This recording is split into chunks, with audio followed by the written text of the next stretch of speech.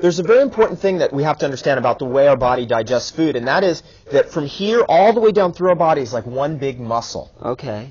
And if we don't use it, we lose it. Mm-hmm. So cooked food actually does, it's so mushy, for example, like mashed potatoes or even cooked meat is so mushy, it doesn't take much chewing, that the body actually becomes weaker. The digestive organs become weaker. If you take like kale and cook it, and you break down those fibers like you're talking about, right, the body doesn't have to use as much energy to break down that food. And it doesn't have to use, or it has to use more energy, but it doesn't have to use as much acid. And so your entire digestive system becomes weaker, like a muscle that's not being used. So it becomes weaker, and therefore, like, the poorer we eat, the weaker we become. So it'd be harder to actually extract the vitality from these live foods, right? I mean, this is what I've seen in working with people.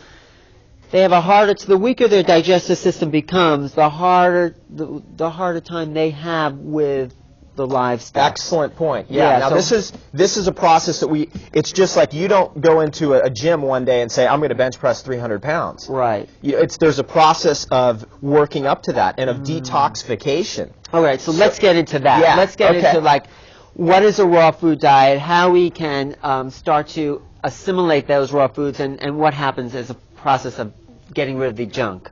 Okay, the raw food diet, basically, what we're talking about is it's very simple. There's, everything we need to live, to be in vibrant health, to be totally alive is simple. Okay. Three foods that we need. One is green leaf vegetables. Green leaf vegetables, that's where our protein is. That's where our minerals are.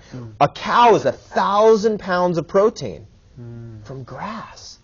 A cow is nothing more than transformed grass.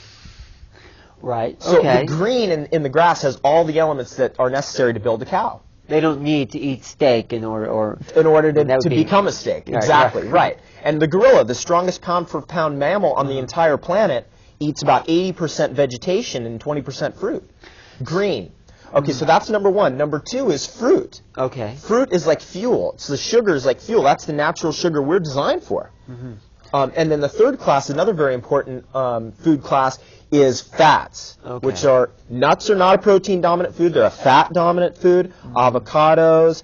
You can get in the Chinatown here, you can get durians, which are excellent for fats. And fats insulate us from the toxicity in the air. They they give us that heavy feeling. Someone goes on live foods and it's like, I'm so hungry all the time. But if you eat fats, you eat nuts, you eat avocados, you can digest.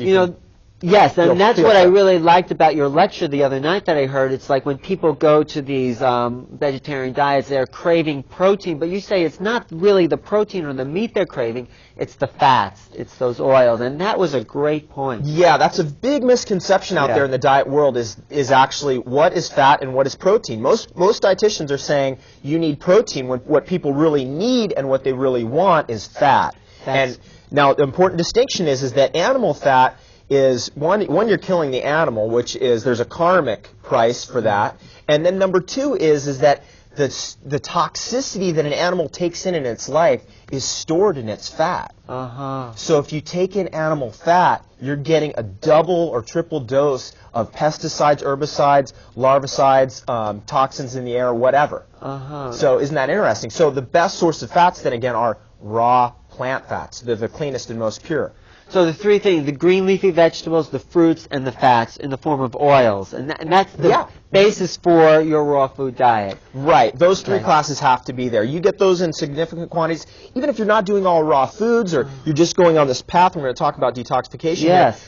Is that those foods, just start including them in your diet as much as possible.